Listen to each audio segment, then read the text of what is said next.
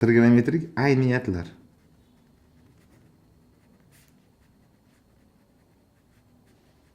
Ayniyatlar. Eng sodda trigonometrik ayniyat bu kosinus kvadrat alfa plus sinus kvadrat alfa, bu demak 1 ga tengligi.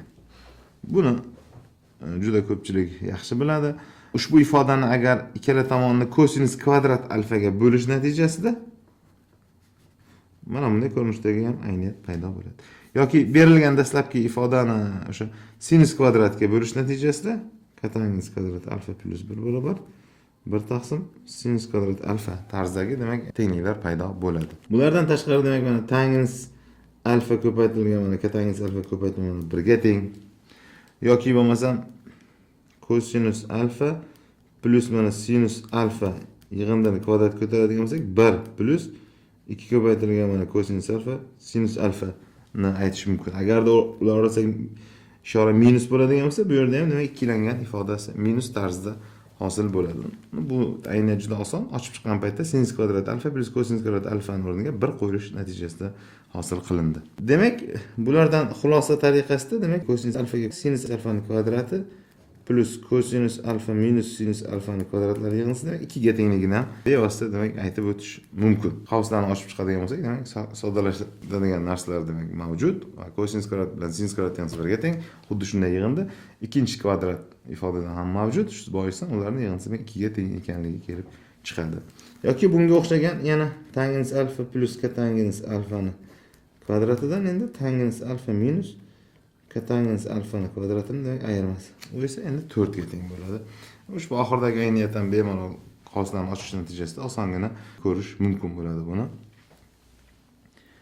Endi ushbu demak ayniyatlardan foydalanib ayrim masalalar yechiladi. Masalan, mana kosinus alfa 3 taqsim 5 ga teng.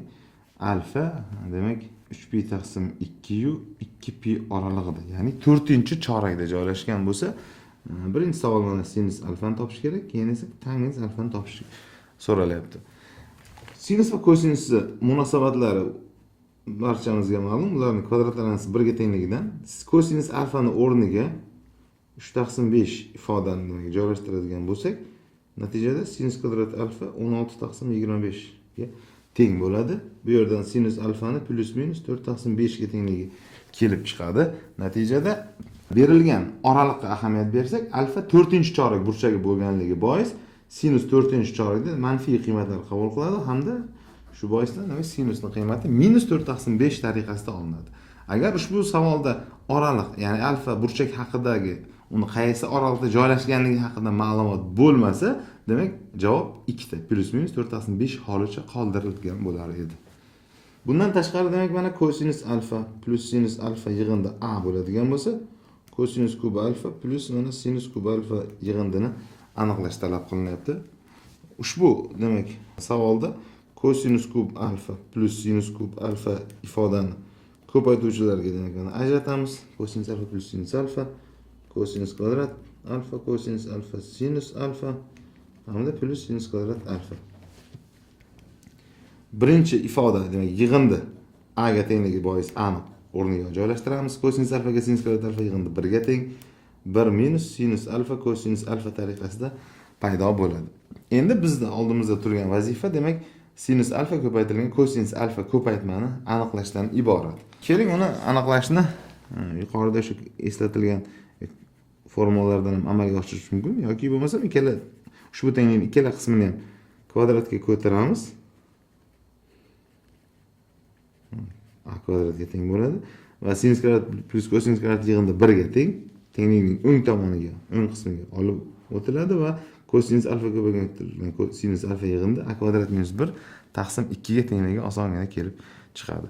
Natijada yuqoridagi o'sha kosinus kub alfa plus sinus mana kub alfa yig'indini a 1 minus demak sinus kvadrat ko'paygan sinus alfa ko'paygan kosinus alfa ifodaga ushbu nisbat a kvadrat minus 1 taqsim 2 ni joylashtiradigan bo'lsak, mana bu ko'rinishdagi demak ifoda hosil bo'ladi. Demak biz kublar yig'indisini a orqali ifodaladik deb bemalol aytish mumkin.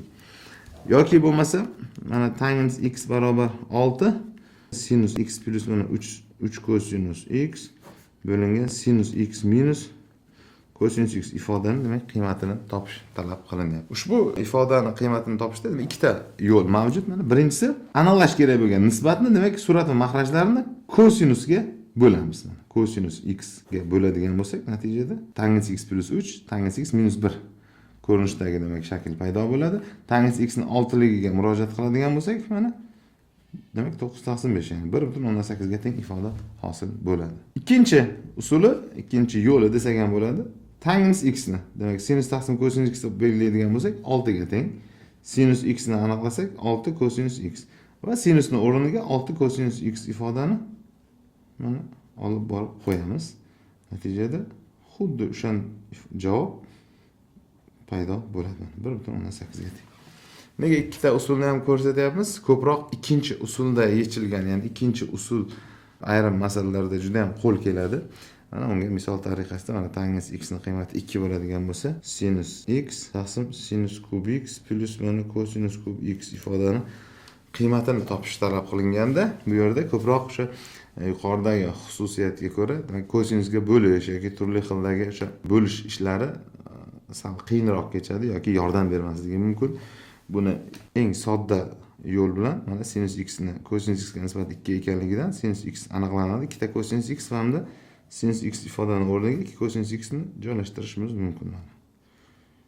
2 kosinus kub x. Natijada 2 taqsim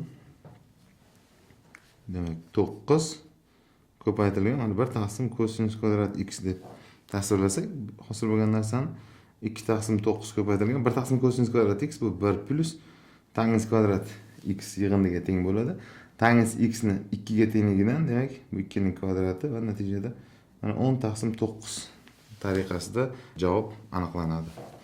Yoki bo'lmasam bu mavzudagi masalalarga boshqacharoq bir ko'rinish beradigan bo'lsak, boshqacharoq turdagilari haqida gaplashadigan bo'lsak, bu 3 sinus kvadrat alfa plus mana 5 kosinus kvadrat alfani mana qiymatlari sohasini toping.